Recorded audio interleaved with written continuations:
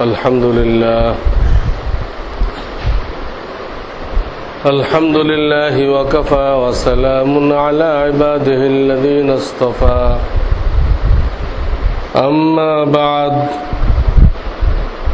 فأعوذ بالله من الشيطان الرجيم بسم الله الرحمن الرحيم إن هذا القرآن يهدي للتي هي أقوم وقال رسول الله صلى الله عليه وسلم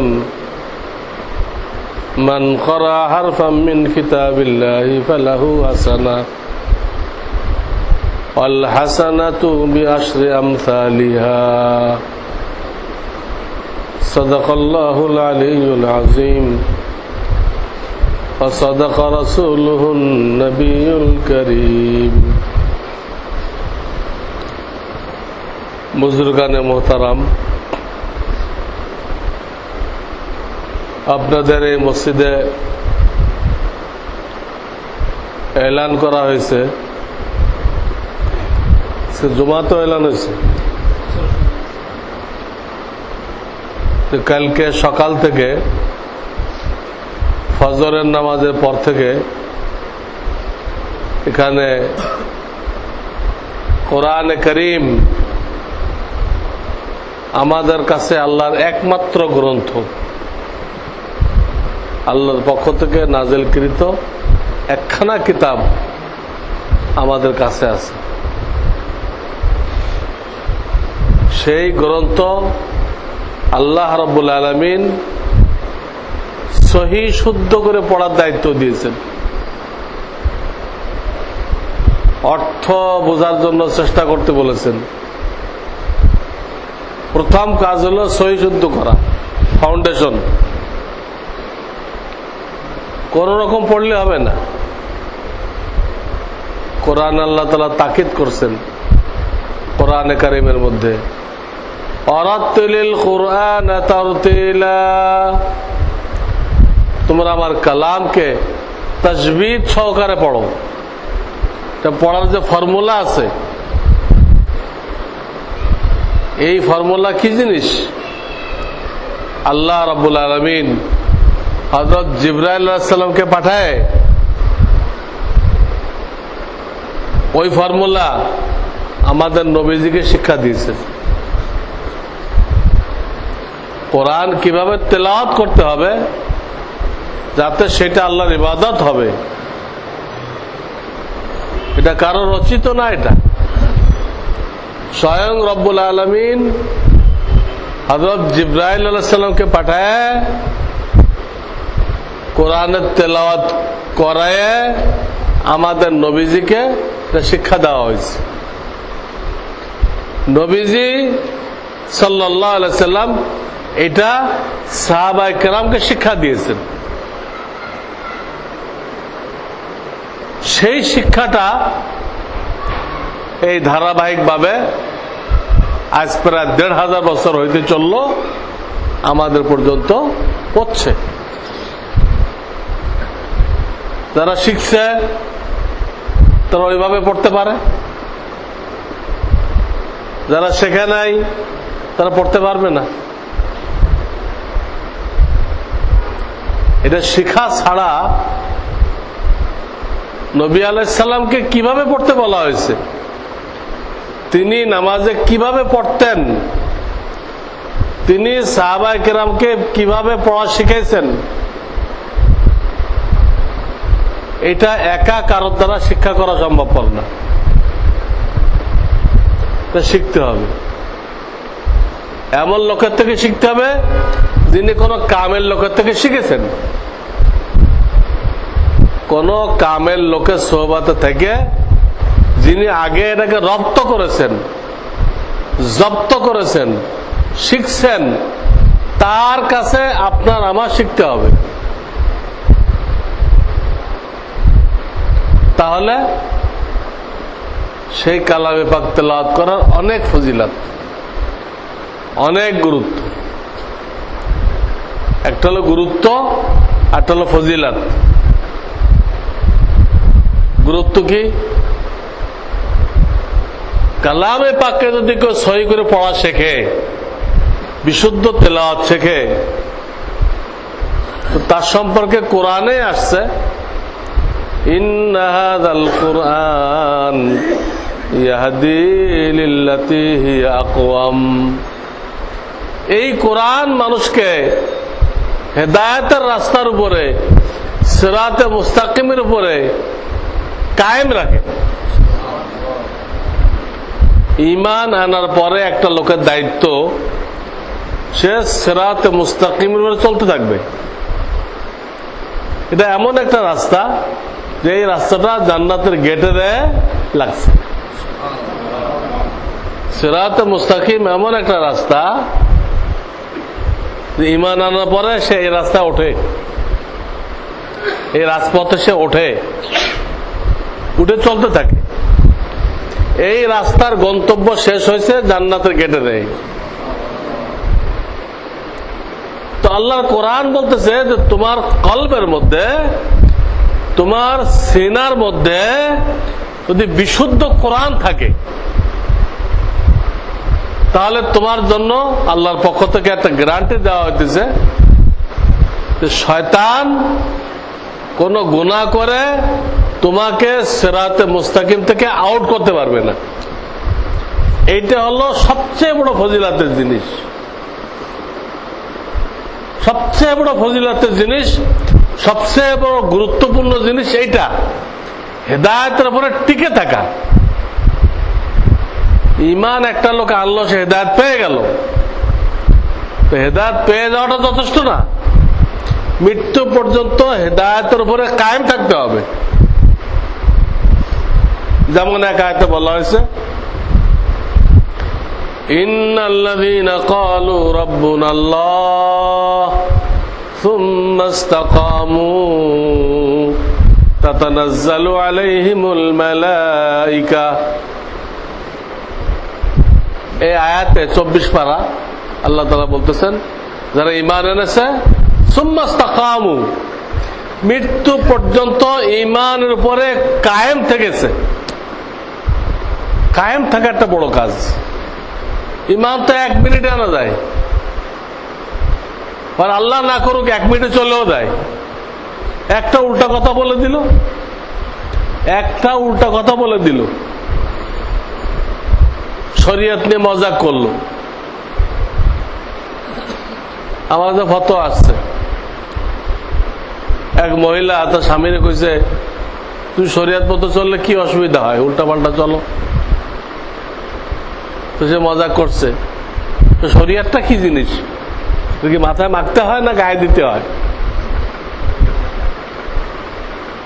তো ঈমান নেই। তো মুসলমান এই মন্তব্য কিভাবে করলো যে এটা মাথায় মাখতে হয় না গায়ে দিতে হয়? এই যে তুচ্ছ তাচ্ছিল্য করলো, শরীয়তকে অবজ্ঞা করলো, ওই সেকেন্ডে তার ঈমান বেজায় নিয়ে গেছে, তার কলবের থেকে ঈমান চলে গেছে। ঈমান আনতেও সময় লাগে না, যাইতেও সময় লাগে না, কিন্তু বড় জিনিস হলো মৃত্যু পর্যন্ত 1 সেকেন্ডের জন্য ঈমান থেকে বিচ্যুত না হওয়া। এটি হলো বড় জিনিস। ঈমান আনার পরে মৃত্যু পর্যন্ত ঈমানের উপরে কায়েম ছিল, যে কায়েম থাকবে তার জন্য বলা হয়েছে তাতানাজ্জালু আলাইহিমুল মালায়েকা। তার মৃত্যুর সময় ফেরেশতা নাযিল হবে, 500 ফেরেশতা নাযিল হবে। নাযিল হয়ে কি করবে? তাতানাজ্জালু আলাইহিমুল মালায়েকাতু আল্লা তাখাফু ওয়া লা তাহজানু। তুমি ভয় পেও না, তুমি চিন্তিত হয়ো না। ফেরেশতারা বলবে তুমি ভয় পেও না, তুমি চিন্তিত হয়ো না। আল্লা তাখাফু ওয়া লা তাহজানু ওয়া আবশিরু বিল জান্নাতিল্লাতী কুনতুম তুআদুন। বরং তুমি ওই বেহেশতের সুসংবাদ নিয়ে নাও যে বেহেশত সম্পর্কে তোমাকে ওয়াদা দেওয়া হয়েছিল, আলেম ওলামার মাধ্যমে তোমাকে যে ওয়াদা দেওয়া হয়েছিল, তুমি এটা প্রাপ্য, তুমি ওটা হকদার হয়ে গেছো, ওটা সুসংবাদ নিয়ে নাও। ফেরেশতারা এই কথা বলবে কাদের জন্য? যে ইমানের উপরে কায়েম ছিল, এক সেকেন্ডের জন্য ধর্মনিরপেক্ষ হয় নেই। ধর্মনিরপেক্ষ ইসলামে কোনো অবস্থান নেই, কোনো সুযোগ নেই। সবসময় ইমানের পক্ষে থাকতে হবে। প্রত্যেকটা সেকেন্ডে আপনাকে ইমানের পক্ষে থাকতে হবে, নিরপেক্ষ হওয়া যাবে না। এই যে জিনিসটা এত গুরুত্বপূর্ণ, ইমানের উপরে কায়েম থাকা, এর জন্য ব্যবস্থা কি? ইমানের উপরে কায়েম থাকতে হবে, এর জন্য ব্যবস্থা কি? এর জন্য ব্যবস্থা হলো আল্লাহর কালামকে সহি শুদ্ধ করে কলবের মধ্যে ঢুকানো, যতটুকু সম্ভব। তো আল্লাহ নিজেই দায়িত্ব নিচ্ছেন, তার জন্য গ্যারান্টি দিচ্ছেন, তোমাকে আমি হেদায়েতের উপরে কায়েম রাখবো। তুমি আমার কালাম যখন তোমার সিনায় ঢুকাইছো, আমার কালাম তোমার কলবে থাকবে, আর তুমি লাইনচ্যুত হয়ে যাইবা, এটা হবে না, এটা শয়তান পারবে না। এই জন্য আমি আয়াত পড়ছি, ইন্না হাযাল কুরআন ইয়াহদি লিল্লাতী হিয়া আকওয়াম। এই একটা জিনিস বুঝে আসলো, হেদায়েতের উপর টিকে থাকার জন্য, হেদায়েতের পরে মৃত্যুবরণ করার জন্য সহি কালামে পাক, বিশুদ্ধ তেলাওয়াত এটা জরুরি। 2 নম্বর, আল্লাহ আমাদেরকে 5 ওয়াক্ত নামাজ দান করছেন, 5 ওয়াক্ত নামাজ দান করছেন। এই 5 ওয়াক্ত নামাজ দ্বারা আমাদেরকে আল্লাহ 50 ওয়াক্তের সওয়াব দিবেন। 5 ওয়াক্ত দ্বারা 50 ওয়াক্তের সওয়াব দিবেন। এই নামাজ সহি হওয়ার জন্য সর্বপ্রধান শর্ত হলো কালামে পাক সহি শুদ্ধ করে তেলাওয়াত করা। কালামে পাক সহি শুদ্ধ করে তেলাওয়াত করা। এক অক্ষরের জায়গায় আর এক অক্ষর বলে দিলে অর্থ নষ্ট হয়ে যায়, অর্থ নষ্ট হয়ে যায়। যেমন দেখেন, ফসল্লি লিরব্বিকা ওয়ানহার, গলা চিপা হা, তোমার রবের জন্য নামাজ পড়ো, তোমার রবের জন্য কোরবানি করো। ঈদের সময় কোরবানি করি না আমরা? কোরবানি করো। ওয়ানহার, হা হা, গলা চিপাইতে হবে। আল্লাহ না করুক যদি কেউ বড় হা পড়ে, ফসল্লি লিরব্বিকা ওয়ানহার, ওয়ানহার, অর্থ কি দাঁড়াবে? তোমার রবের জন্য নামাজ পড়ো এবং তোমার রবকে ধমকি দাও। নাউযুবিল্লাহি মিন যালিক। 2 হাত 2 রকম অর্থ, একটা কুরবানি করা, একটা ধমক দেওয়া। আর এক হাত আসতে নবীজিকে বলা হয়েছে, নাযালা বিহির রূহুল আমিন আলা কলবিকা লিতাকুনা মিনাল মুনযিরিন। আমি জিবরাইলকে পাঠাইছি, তিনি এই কালামকে আপনার কলবের উপর নাযিল করছে। নাযালা বিহির রূহুল আমিন। রূহুল আমিন মানে জিবরাইল আলাইহিস সালামকে বলা হয় রূহুল আমিন, এমন রূহ যে আমানতদার। কোথায় নাযিল করবে? আলা কলবিক, আলা, তোমার কলবের উপর নাযিল করবে। এটা এখন একটা লোক বড় কাপ আর ছোট কাপ বোঝে না, কোনটা বড় কাপ তার উচ্চারণের তরিকা কি, কোনটা ছোট কাপ তার উচ্চারণের তরিকা কি, কিচ্ছু জানে না।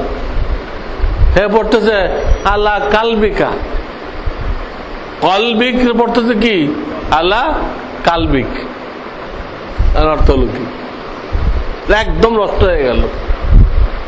আমি জিবরাইলকে পাঠাচ্ছি, তিনি এই কোরআন কুত্তার উপর নাযিল করবেন।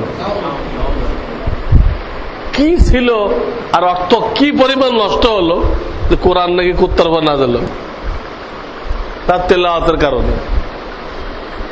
তার তেলাওয়াতের কারণে কত নষ্ট হয়ে গেল। এই দৈনিক আমরা বেতের নামাজে দোয়া কুনুত পড়তেছি, দোয়া কুনুত ওখানে আছে ওয়ালা নাকফুরুকা আল্লাহ আমরা তোমার সাথে কুফরি করব না। আল্লাহর সাথে ওয়াদা করা হয়েছে তোমার সাথে কুফরি করব না। এখন যদি আপনি লা টান না দেন, ওয়ালা নাকফুরুকা, লা টান আছে, আপনি বললেন কি ওয়ালা নাকফুরুকা, ওয়ালা নাকফুরুকা, তাহলে অর্থ হবে কি আমরা অবশ্যই আপনার সাথে কুফরি শিরকি করিব। নাউযুবিল্লাহ। আরবি ভাষা গলত পড়লে অর্থ ভুল কিরকম হয় দেখেন। কালেমা তয়্যিবা, লা ইলাহা ইল্লাল্লাহু মুহাম্মাদুর রাসূলুল্লাহ, বলেন লা ইলাহা ইল্লাল্লাহু মুহাম্মাদুর রাসূলুল্লাহ। কয়ে দেরি করবেন, মুহাম্মাদুর রাসূলুল্লাহ। লা ইলাহা ইল্লাল্লাহু মুহাম্মাদুর রাসূলুল্লাহ। এখানে লাটা টান আছে, লা ইলাহা, আল্লাহ না করুক, কেউ টানটা দিল না। হ্যাঁ, সে বলল লা ইলাহা ইল্লাল্লাহ, লা ইলাহা, লাই লা ইলাহা, বলছে কি লা ইলাহা, এই বললো। এর অর্থ কি দাঁড়ালো? আগে অর্থ ছিল আল্লাহ ছাড়া কোনো মাবুদ নেই। মাবুদ মানে যার ইবাদত করা হয়। মাবুদ মানে কি আল্লাহ ছাড়া কোনো মাবুদ নেই, আর কাউকে ইবাদত করা যায় না। পীরের নামে মানত করা যায় না, শিরক। পীরের পায়ে সিজদা করা যায় না, মাথা ঝুঁকায় কদম বুসি করা যায় না, শিরক। আল্লাহ ছাড়া কোনো মাবুদ নেই, কাউকে সিজদা করা যাবে না, চাওয়াও যাবে না। মাজারে যে চায় সন্তান দাও, এই দাও, সেই দাও, এগুলো শিরক। মাজারবাসীর কোনো ক্ষমতা নেই সন্তান দেওয়ার। তো এখানে বলা হচ্ছে আল্লাহ ছাড়া কোনো মাবুদ নেই, কিন্তু যেই আপনি টানটা বাদ দিবেন তোর অর্থ হবে অবশ্যই আল্লাহ ছাড়া অনেক মাবুদ আছে, আল্লাহ ছাড়া মাবুদ আছে। তো যেটা নাকি ইমানের কালেমা ছিল, কিসের কলেমা হয়ে গেল? কুফুরের কলেমা হয়ে গেল। যেটা ইমানের কলেমা ছিল, তো কিসের কলেমা হয়ে গেল? কুফুরের কলেমা হয়ে গেল। তা আপনারা আন্দাজ করতে পারতেছেন যে এটা কত জরুরি, কত জরুরি। সহি না করলে অর্থ কত বেশ কম হয়, এটা মোটামুটি আন্দাজ করতে পারতেছেন। আল্লাহর কালাম সহি করা কত জরুরি। সাহাবায়ে কেরাম এই দৌলত দিয়ে সারা বিশ্ব জয় করছিল, আর আমরা খালি মায়ের খাইতেছি। কেন? আমাদের কাছে আসল পুঁজিটাই নেই। আল্লাহর একখানা কিতাব, এটাকে দেখে সহি করে পড়বো, আমাদের সে তৌফিক হয়নি। তাও তো আল্লাহ তাআলা সওয়াব দেওয়ার জন্য অর্থ বোঝা শর্ত করে নাই। আল্লাহ তাআলা সওয়াব দেওয়ার জন্য অর্থ বোঝা কি করে নাই? শর্ত করে নাই। অর্থ বুঝতে পারলে ভালো, অর্থ বুঝতে পারলে ভালো, শর্ত করে নাই। কিন্তু আমরা অনেকেই এই জিনিসটা ওই পরিমাণ গুরুত্ব দিচ্ছি না। হয়তো ছোটকালে আব্বা আম্মা শিখায় নাই, বা শিখলেও সহি শুদ্ধ করে শেখায় নাই। হয়তো শেখায় নাই অথবা সহি শুদ্ধ করে শেখায় নাই।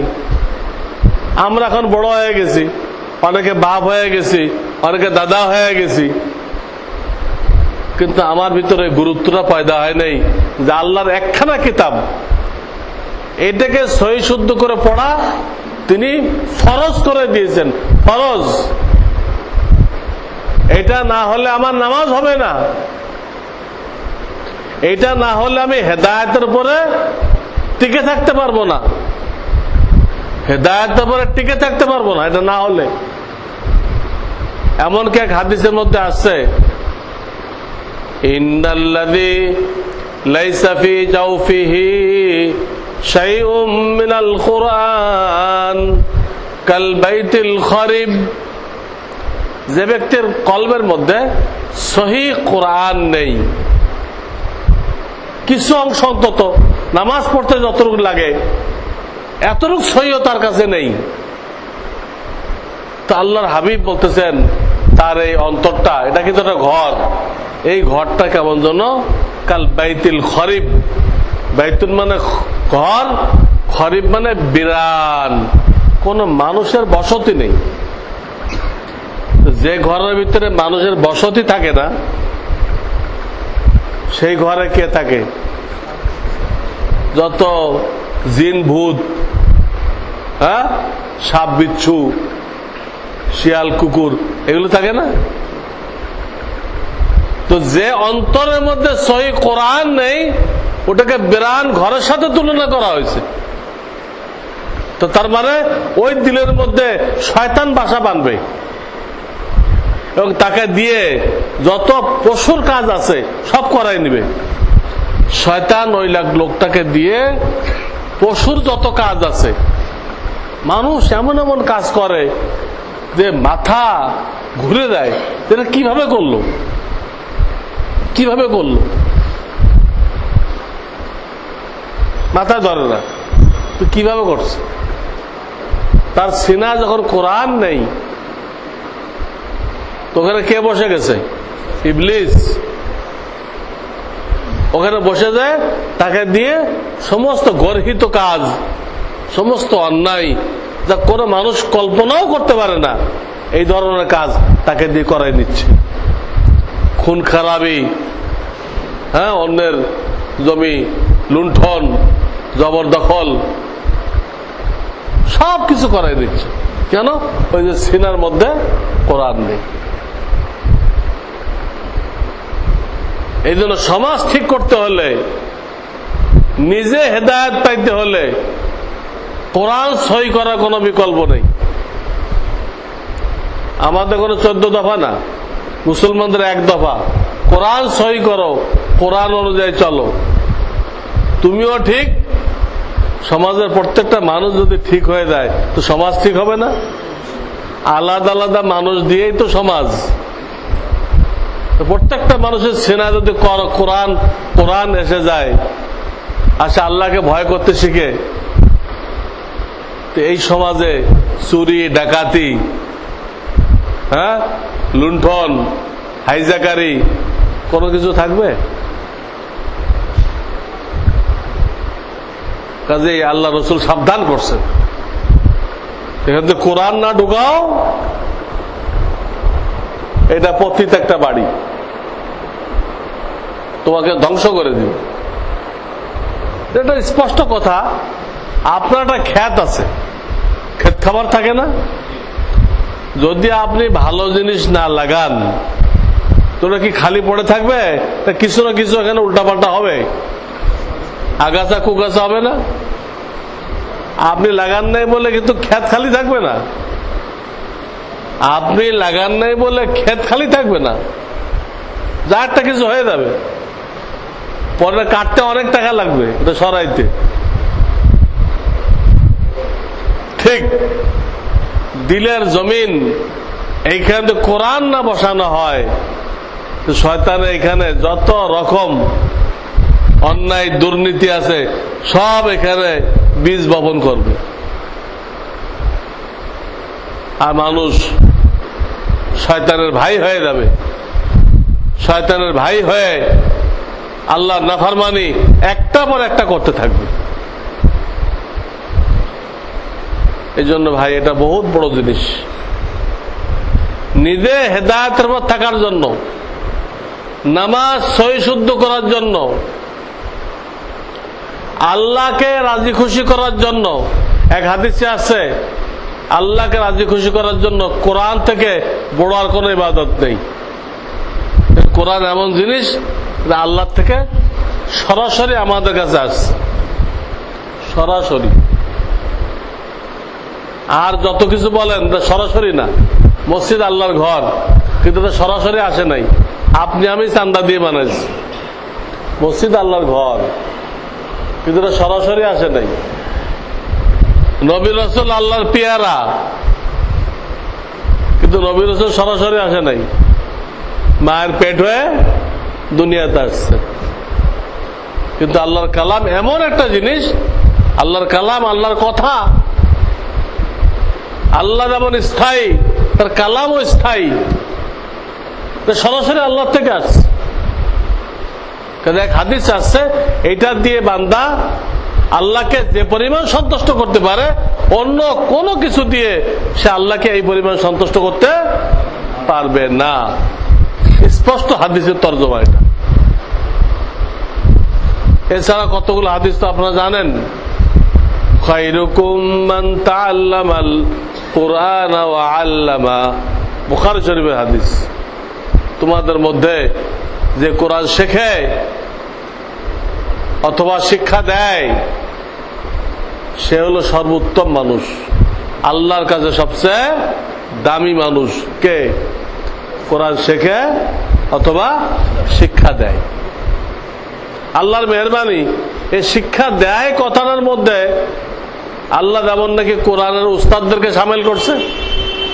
শিক্ষা দেয় এই কথার মধ্যে আল্লাহ যেমন নাকি কোরআনের যারা মুআল্লিম, কোরআনের যারা শিক্ষক, তাদেরকে যেভাবে দাখিল করছেন, যারা শিক্ষা দেওয়ার ব্যাপারে সহযোগিতা করে, কোরআন শিক্ষা দেওয়ার ব্যাপারে যারা সহযোগিতা করে, আল্লাহ তাদেরকেও এখানে দাখিল করছেন। আমি তো হাদিসের তর্জমা করলাম যে কোরআন শেখে অথবা শিক্ষা দেয়, এই দেওয়ার ভিতরে উস্তাদও দাখিল, এবং যারা ব্যবস্থা নেয়, যারা জানমালের কুরবানি পেশ করে, তারাও কিসের মধ্যে দাখিল? তারাও শিক্ষাদাতার মধ্যে দাখিল। এই জন্য আল্লাহর কালামকে আমাদের শিখতে হবে। এই কালাম সেনাই করে সাহাবায়ে কেরাম স্বর্ণ মানুষ হয়ে গেছিল, অর্ধেক জাহান জয়লাভ করে ফেলছিল। আজকে আমরা ওই কোরআন ছেড়ে দিয়ে আজকে আমাদের কোনো দাম নেই দুনিয়াতে। বিশ্বাসকে আমাদের নেতৃত্ব চলতেছে না কেন? আমাদের কাছে কোরআন নেই, আমাদের কাছে কোরআন নেই। এবং একটা আয়াতের মধ্যে আসছে 19 পারার প্রথম পৃষ্ঠায়, 19 পারার প্রথম পৃষ্ঠায় একটা আয়াত আসছে, ওয়াকালার রাসূল ইয়া রাব্বি ইন্না কওমি ইত্তাখাযু হাযাল কুরআনা মাহজুরা। হাশরের ময়দানে স্বয়ং আমাদের নবী আলাইহিস সালাম কিছু উম্মতের বিরুদ্ধে অবজেকশন দিবেন। কিছু উম্মতের বিরুদ্ধে কি দিবেন? অবজেকশন দিবেন যে আল্লাহ, আমার উম্মতের এই এই লোক, এরা কোরআনের ব্যাপারে কোনো কুরবানি, কোনো ভূমিকা, কোনো ত্যাগ, কোনো প্রচেষ্টা তারা রাখে নাই। فقال الرسول يا رب إن قوم اتخذوا هذا القرآن مهجورا। কোরআন শেখার জন্য, কোরআন শেখানোর জন্য, শিখার জন্য, শেখানোর জন্য যাদের কুরবানি থাকবে না, ত্যাগ থাকবে না, প্রচেষ্টা থাকবে না, তারা নবীজির এই অবজেকশনের মধ্যে পড়ে যাবে। নবীজি তাদের জন্য শাফাত করা তো দূরের কথা, তাদের বিরুদ্ধে অভিযোগ করবেন যে আমার উম্মত ছিল, আমার উম্মতের দাবিদার ছিল, কিন্তু যে কোরআনকে প্রতিষ্ঠা করার জন্য আমি মাথা ভাঙলাম, আমি দান শহীদ করলাম, আমার হাজার হাজার সাহাবায়ে কেরামকে জিহাদের ময়দানে শহীদ করে দিলাম যে কোরআনকে কায়েম করার জন্য। তারা এই কোরআনটা জমিনে কায়েম করার জন্য, সহিশুদ্ধ কালামকে চালু করার জন্য, সহিশুদ্ধ কোরআনকে মানুষের মধ্যে ব্যাপক করার জন্য তাদের কোনো উদ্যোগ ছিল না, তাদের কোনো প্রচেষ্টা ছিল না। হে রব্বুল আলামিন, আজকে আমার অভিযোগ তাদের বিরুদ্ধে। কোরআনের আয়াত 19 পারা 1ম পৃষ্ঠা, যে রসুলের শাফাত ছাড়া কোনো উপায় থাকবে না, হাসরের ময়দানে যে রসুলের শাফাত ছাড়া কোনো উপায় থাকবে না, তিনি উল্টা যদি অভিযোগ করে তাহলে সেই লোকটা বাঁচার কি হবে? তার বাঁচার কোনো ব্যবস্থা আছে? এই জন্য ভাই, হায়াত থাকতে সবকিছু করা সম্ভব। যতক্ষণ আমাদের হায়াত আছে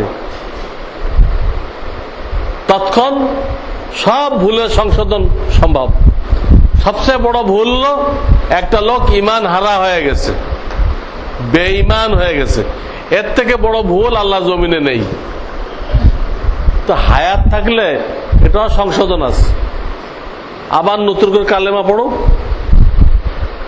নতুন করে ইমান আনুক, বিবির সাথে বিবাহ বিচ্ছেদ হয়ে গেছে, আবার বিবাহ পড়াই নিক। সর্বোচ্চ ভুল এটা, তো এটারও সংশোধন আছে। তো অন্য ভুল তো আরো ছোট, সংশোধন থাকবে না। কিন্তু আমাদের এখনো সময় আছে, এই হায়াত একসময় থাকবে না। হায়াতটা বরফের মতো গলে যেতেছে, বরফ যেরকম প্রত্যেক সেকেন্ডে গলে যেতেছে, প্রত্যেক সেকেন্ডে গলে যেতেছে, আমাদের হায়াতটা ঠিক এরকম বরফের মতো প্রতি সেকেন্ডে গলে যেতেছে। এবং আমরা দ্রুত আগাইতেছি কবরের দিকে, খুব দ্রুত কবরের দিকে আগাইতেছি। কার কখন ভিসার মেয়াদ শেষ হয়ে যাবে, আল্লাহ তো দুনিয়াতে পাঠাইছে একটা ভিসার উপরে, 60-70 বছরের একটা ভিসার উপরে। কার কখন যে শেষ হয়ে যাবে তা জানা নেই। শেষ হয়ে গেলে যত কাকতি মিনতি করা হোক আর পাওয়া যাবে না, আর পাওয়া যাবে না। কাজে হায়াতকে গনিমত মনে করে আল্লাহ এখন আমাদের রাখছেন, এটাকে গনিমত মনে করে আমরা আল্লাহর কালামের জন্য আগায় আসি। ঘোষণা হয়েছে কালকে সকাল থেকে এখানে ক্লাস শুরু হবে, ব্ল্যাক বোর্ড দিয়ে আপনাদেরকে শেখানো হবে। আপনাদের কাছে সিলেট থাকবে, আধুনিক সিলেট থাকবে। এটা দিয়ে কিছুদিন পড়ানোর পরে আপনাদের হাতে কোরআন তুলে দেওয়া হবে। কোরআন তুলে দিয়ে আপনি চলে যাবে না, কোরআন তুলে দেওয়ার পরে এক পারা, পূর্ণ এক পারা সই শুদ্ধ করে আপনাদের যখন নাকি পড়ানো হবে তখন আমাদের ট্রেনিং শেষ হবে। আমাদের দেশে অনেক ট্রেনিং আছে, বৈজ্ঞানিক পদ্ধতি, অমুক পদ্ধতি, কিন্তু এগুলো কোরআন হাতে দিয়েই চম্পট। কিন্তু পড়ায় টড়ায় কোরআন হাতে দিয়ে ওরা আর নেই। কিন্তু আমরা যে ট্রেনিং নিয়ে আসছি আপনাদের খেদমতে, এটা ওইরকম না যে আপনার হাতে কোরআন দিয়ে চম্পট দিয়ে দিল না। এক পারা, প্রথম পারা পুরা যখন আপনি সহি শুদ্ধ করে পড়া শিখবেন, এক পারা পড়লে তো তখন পুরাটাই পড়া যায়। কারণ পুরা কোরআন শরীফে তো 29টা অক্ষর। কটা অক্ষর? 29টা অক্ষর ঘুরাই ফেরে পারা 30, অক্ষর কয়টা? 29। একটা অক্ষর যখন আপনি সহি শুদ্ধ করে বলা শিখলেন, একটা অক্ষর, তো কেমন জন্য আপনি এক পারা সহি করলেন? 29 অক্ষর 30 পারা। একটা অক্ষর যদি শুদ্ধ করতে পারেন আপনি, একটা অক্ষর, তো কেমন জন্য আপনি একটা পারা কি করলেন?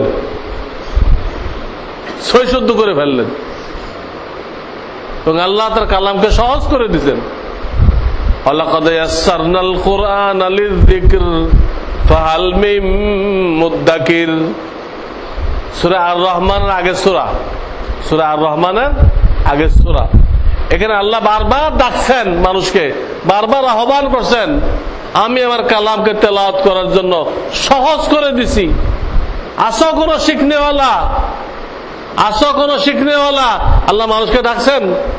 ওয়ালাকাদ ইয়াসসারনাল কুরআনা লিযিকর ফাহাল মিন মুদ্দাকির। আসো, আল্লাহ ডাকতেছেন, আসো শিখনেওয়ালা, আসো, নাও এই দৌলত নিয়ে নাও, হেদায়েতের চাবিকাঠি, জান্নাতের চাবি, আমাকে রাজি খুশি করার চাবি, নামাজ সহি করার চাবি। এই কোরআন দিয়ে আল্লাহ তাআলা তোমাকে দুনিয়াতে শ্রেষ্ঠ মর্যাদা দান করবেন। কেউ লেনেওয়ালা আসো, তাহলে আমাদের প্রত্যেকের লাব্বাইক বলার দরকার না? লাব্বাইক বলার দরকার। হ্যাঁ, লাব্বাইক বলতে আমরা আসি। এই জন্য কালকে সকালে আপনারা বন্ধু বান্ধবদেরকে ডেকে আনবেন, আইনে এই কতক্ষণ, 1 ঘন্টা কি হয় না, কতক্ষণ হয়, 1 ঘন্টা, এই সর্বোচ্চ 1 ঘন্টা করে ক্লাস হবে। এই 1 ঘন্টা আল্লাহর জন্য দিবেন, ইনশাআল্লাহ এর ওসিলায় আপনি কোরআনের আশেক হয়ে যাবেন, সহি কোরআন পণ্যওয়ালা হয়ে যাবেন। হয়তো আল্লাহ আপনাকে ওসিলা করে আরো অনেক মানুষকে আল্লাহ হেদায়েতের ফয়সালা করবেন, আপনাকে দিয়ে কোরআনের খেদমত দিবেন আল্লাহ। এবং শয়তান আপনাকে কোন মূল্যে সিরাতে মুস্তাকিম থেকে আউট করতে পারবে না। হাদিসে বলা হয়েছে, মান জালাল কুরআনা আমামাহু কাদাহু ইলাল জান্নাহ। কোরআনকে সামনে রাখলো, কোরআনকে আঁকড়ে ধরলো, কোরআন তাকে রাস্তা দেখায় জান্নাতে নিয়ে যাবে, কোরআন তাকে জান্নাতে নিয়ে যাবে। ওমান জালাহু খালফা যহরিহি সাকাহু ইলান নার। আর কোরআনকে যে গুরুত্ব দিবে না, তার কাছে ওই বিভিন্ন দুনিয়াবি ডিগ্রি আছে না, ডক্টরেট, গ্রাজুয়েট, এইগুলো তার কাছে দাম, কোরআনের তার কাছে দাম নেই। এই অবস্থা যার হবে, ওমান জালাহু খালফা যহরিহি সাকাহু ইলান নার, কোরআন তাকে দোজখে নিক্ষেপ করবে। কোরআন তো আল্লাহর কালাম, আল্লাহর সিফাত, তার এই পাওয়ার আছে, তাকে দোজখে নিক্ষেপ করবে। এই জন্য কোরআন যারা সহি তেলাওয়াত করে তাদেরকে আল্লাহর খাস বান্দা বলা হয়েছে, যে কোনো বান্দা না। হামিলুল কোরআন আহলুল্লাহ, হাদিসে বলা হয়েছে এরা কোরআন পড়ে, এরা আল্লাহর বন্ধু, আল্লাহর খাস লোক। কেমন যেন আল্লাহর পরিবারের সদস্য। আর এক হাদিসে বলা হয়েছে, ইন্নাল্লাহা ইয়ারফাউ বিহাযাল কিতাবি আকওয়ামা ওয়া ইয়াযউ বিহি আখারিন। এই কোরআন যারা পড়বে আল্লাহ তাদেরকে অনেক উঁচুতে মর্যাদা দান করবেন, অনেক উপরে নিয়ে যাবেন। আপনার সন্তানকে শিক্ষা দিলেন, তো সন্তানকে বলা হবে পড়ো আর চড়ো, পড়ো আর চড়ো। সন্তান যত উপরে স্থান পাবে, হাদিসে আছে আল্লাহ বাপ মাকেও ওখানে পৌঁছে দিবেন, ওখানে পৌঁছে দিবেন। কোরআন দ্বারা মানুষকে জান্নাতের অনেক উচ্চ মাকাম আল্লাহ দান করবেন। ওয়াযাউ বিহি আখারিন।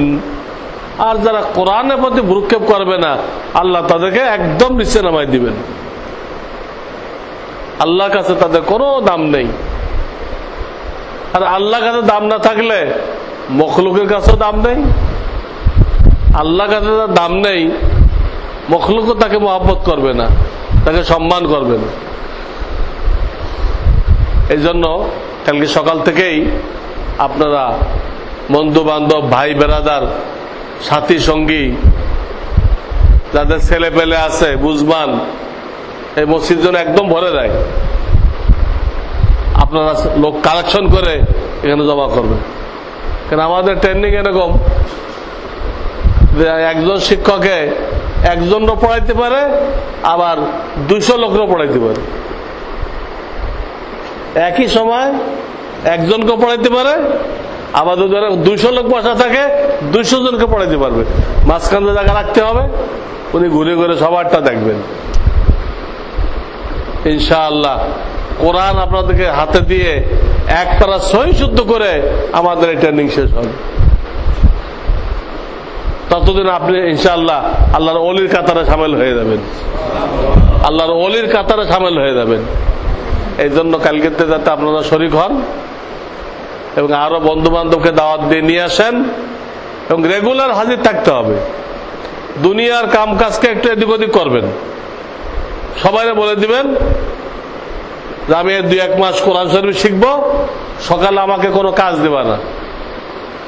তোমাদের কোনো কাজ থাকলে হয় রাত্রি করাই নিবা, না ফজরের 1 ঘন্টা পরে দিবা। হয় রাত্রি করাই নিবা, না হয় ফজরের 1 ঘন্টা পরে দিবা। এই 1 ঘন্টা আমি আল্লাহর জন্য ওয়াকফ করে দিছি, আল্লাহর জন্য দিয়ে দিছি, এখানে আমার আর কোনো অধিকার নেই। একথা বলে দিবেন, কেউ যেন আপনাকে ডিস্টার্ব না করে। ফজরের পরে 1 ঘন্টা আল্লাহকে দিয়ে দেন। রাজি আছেন আপনারা? কে কে রাজি আছেন? আল্লাহ সবাইকে কবুল করে নাও, এই সব হাতগুলোকে কবুল করে নাও এবং সবাইকে তোমার ওলির কাতারে শামিল করে নাও। ওয়া আখিরু দাওয়ানা আনিল হামদুলিল্লাহি রাব্বিল আলামিন। দুরূদ শরীফ পড়ে।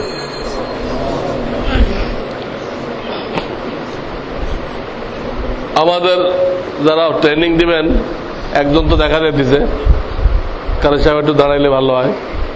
এই হুজুর ইনশাআল্লাহ। এখানে কি ব্ল্যাকবোর্ড টোট আছে? হ্যাঁ, কি ব্ল্যাকবোর্ড? ওটা না,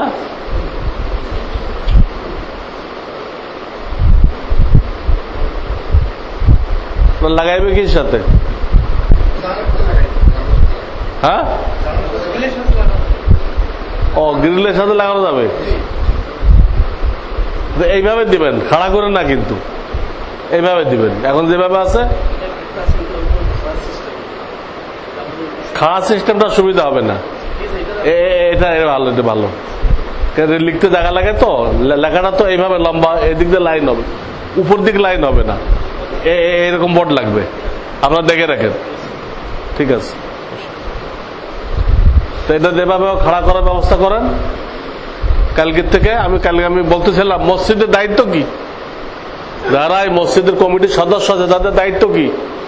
ইমাম রেখে নামাজ পড়াই দিল, দায়িত্ব আদায় হবে? আপনারা আল্লাহর কাছে জবাব দিয়ে করতে পারবে? যদি মুসাল্লিদেরকে আল্লাহর কালাম সহি শুদ্ধ করে শিক্ষা না দেওয়া হয়, নামাজের প্র্যাকটিক্যাল ট্রেনিং না দেওয়া হয়, হালাল হারামের মসলা না বলা হয়, তাহলে ওই ইমাম ওই কমিটি আল্লাহর কাছে জবাব দিয়ে করতে পারবে না। মসজিদের খেদমত দ্বারা জান্নাত মেলে, কিন্তু গলত খেদমত করলে জাহান্নাম মেলার আশঙ্কা আছে। প্রত্যেক মসজিদ কমিটির দায়িত্ব, প্রত্যেক মসজিদের ইমামের দায়িত্ব সব মুসাল্লিদেরকে সহি কোরআন তাদের হাতে তুলে দেওয়া, সহি কোরআন তাদের সিনার মধ্যে ঢুকাই দেওয়া। আপনি আছেন কমিটিতে, এটা ছাড়া দায়িত্বই আদায় হবে না। এটা ছাড়া আমি যে দাওয়াত নিয়ে আসছি, এটা ছাড়া কমিটির যে সদস্যদের দায়িত্বই আদায় হবে না। আল্লাহ আপনাদেরকে আরো বেশি দ্বীনের খেদমত করার তৌফিক দান করুন। আল্লাহুম্মা সাল্লি আলা সাইয়্যিদিনা মুহাম্মাদিন নবিয়্যিল উম্মি ওয়া আলা আলিহি ওয়া সাল্লিম তাসলিমা। আপনারা সবাই জানেন আমাদের ভাই আলহাজ মুজাম্মেল হোসেন সাহেব, চিনেন না ওনাকে? ওনার বাসায় একটু পাশেই, ওখানে যারা টিচার হইতে চায় তারা তো ভর্তি হয়ে পড়তেছে। যারা একটা টিচার হইতে চায়, এটা একটা ভিন্ন ধরনের পদ্ধতি। এটা বাংলাদেশে আমরা এই প্রথম চালু করলাম। এই পদ্ধতিটা ইতিপূর্বে বাংলাদেশে চালু ছিল না। এই পদ্ধতিটা আমরা শিখছি, আমাদের যিনি পীর সাহেব ছিলেন হযরত মাওলানা শাহ আবরারুল হক, নাম শুনছেন আপনারা?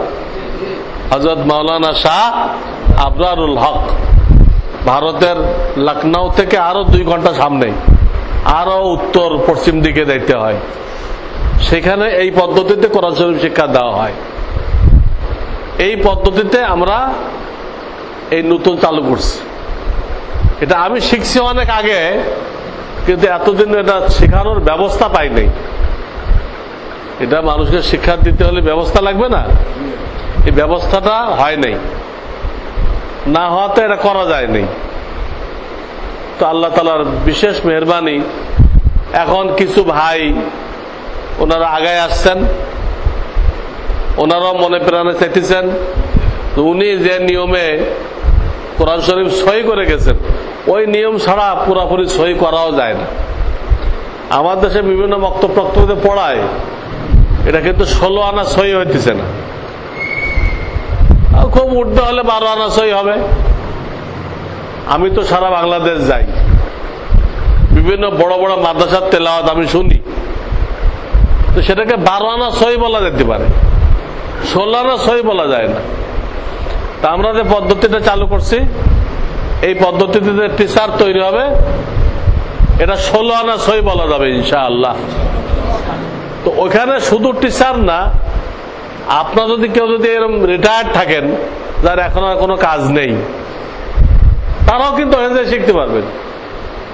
ওখানে শুধু আলেম ওলামা শিখবে এমন না, আপনারা যারা ইংরেজি শিক্ষিত, এখন মনে করেন তার আর কোনো কাজ নেই, ছেলে পেলে সব দেখাশোনা করে, সে খাওয়া দাওয়া করে, নামাজ পড়ে, তিলাওয়াত করে, এরকম যদি কেউ থাকেন, তো তিনিও ওইখানে যায় কি করতে পারবেন। ওটা শুধু টিচারদের জন্য না, শুধু আলেমদের জন্য না, আপনারা যে কেউ ওখানে যাইবেন, এটা তো চলবেই। এটা আমি একটা, ওটা তো সারা বছরের জন্য চালু করা হয়েছে। এখানে ধরেন হয়তো 1 মাস কি 2 মাস হবে, তাহলে 1 পারা হয়ে গেলে তো বন্ধ হয়ে যাবে, কিন্তু ওইটা সারা বছর চলবে। এবং ওইখানে ক্লাস টাইমে যে যত টাইম দেন সে যেতে পারবেন। আপনি 1 ঘন্টা টাইম দিতে পারেন, 1 ঘন্টা, আপনি 1 ঘন্টার জন্য যেতে পারবেন। আরেকজন আধা ঘন্টা টাইম দিতে পারে, আধা ঘন্টার জন্য যাবে।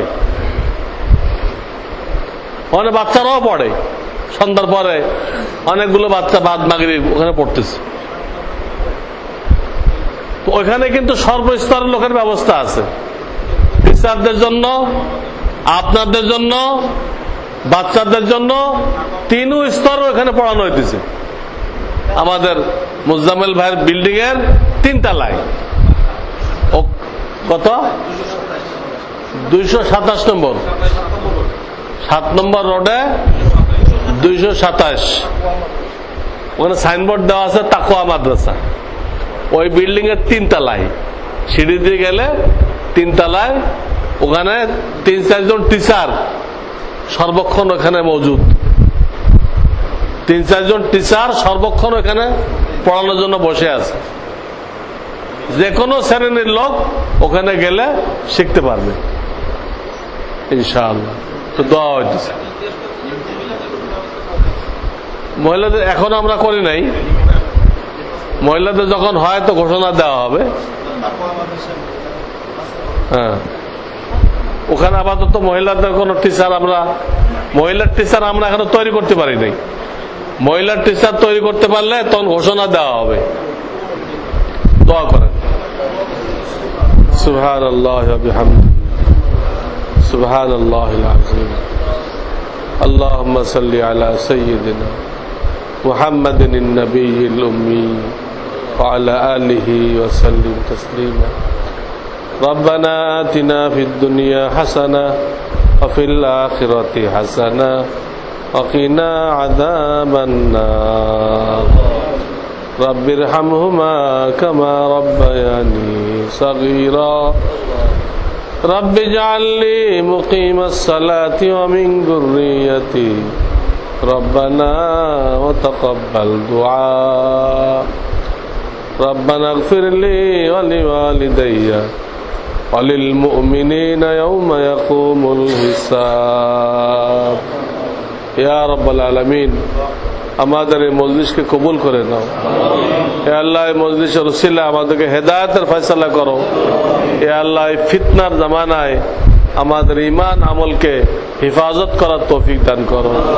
এ আল্লাহ, আমাদের সকলকে মাফ করে দাও। আমাদের আব্বা আম্মা, দাদা দাদি, নানা নানি, শ্বশুর শাশুড়ি সহ तमाम মুরব্বিয়ানে কেরামদেরকে মাফ করে দাও। এ আল্লাহ, বিশেষ করে যারা চলে গেছেন, আল্লাহ কবরের বাসিন্দা হয়ে গেছেন, আল্লাহ তাদেরকে মাফ করে আল্লাহ তাদের কবরকে জান্নাতের বাগান বানায় দাও। এ আল্লাহ, কোরআনের সাথে মৃত্যু পর্যন্ত আমাদেরকে জুড়ে থাকার তৌফিক দান করো। আল্লাহ, কোরআনের ওসিলায় আমাদেরকে তোমার ওলির কাতারে শামিল করে নাও। এ আল্লাহ, আমাদেরকে কোরআনের খাদেম হওয়ার তৌফিক দান করো।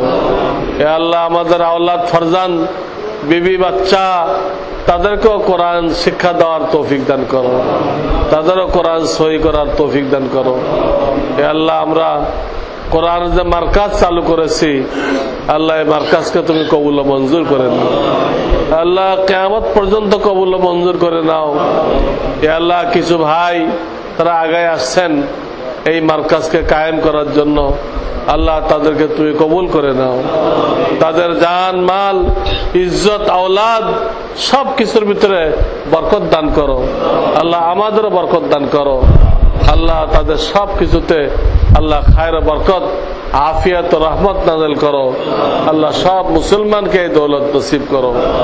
ইয়া রাব্বাল আলামিন, এই মার্কাজকে আমরা আস্তে আস্তে আরো ব্যাপক করতে পারি, সব শ্রেণীর মুসলমানদেরকে কোরআন শিক্ষা দিতে পারি, পুরা বাংলাদেশের কেন্দ্র আমরা স্থাপন করতে পারি, এরকম আল্লাহ পদক্ষেপ নেওয়ার আমাদেরকে তৌফিক দান করো। আল্লাহ, এরকম বলিষ্ঠ একটা কর্মী বাহিনী আল্লাহ আমাদেরকে মিলাই দাও। এরকম ইখলাস আমাদেরকে নসিব করো। আল্লাহ, এরকম লিল্লাহিয়াত আমাদেরকে দান করো। আল্লাহ, তুমি আমাদের দিকে মুখাপেক্ষী না। আল্লাহ, তোমার দিনের জন্য তুমি কারোর দিকে মুখাপেক্ষী না, কিন্তু তুমি দয়া করে আমাদেরকে কবুল করেছো। তোমার কোরআন শিক্ষা করার জন্য তৌফিক দিয়েছো। তোমার কোরআনের খেদমতের জন্য ব্যবস্থাপনা গ্রহণ করার জন্য আমাদেরকে তৌফিক দিয়েছো। আল্লাহ, এই তৌফিককে তুমি জারি রাখো। আল্লাহ, এই তৌফিক যেন আমাদের পুরো হায়াত জারি থাকে, আমাদের আওলাদরাও ধরে রাখতে পারে, আমাদের আনে ওয়ালা নসল তারাও ধরে রাখতে পারে। এইভাবে আমাদের জন্য সদকায়ে জারিয়া হয়ে যায়, নাজাতের ওসিলা হয়ে যায়, বিনা হিসাবে বেহেশতে যাওয়ার ওসিলা হয়ে যায়। আল্লাহ, এই দৌলত আমাদের সকলকে নসিব করো। ربنا تقبل منا إنك أنت السميع العليم وتب علينا إنك أنت التواب الرحيم سبحان ربك رب العزة عما يصفون وسلام على المرسلين الحمد لله رب العالمين.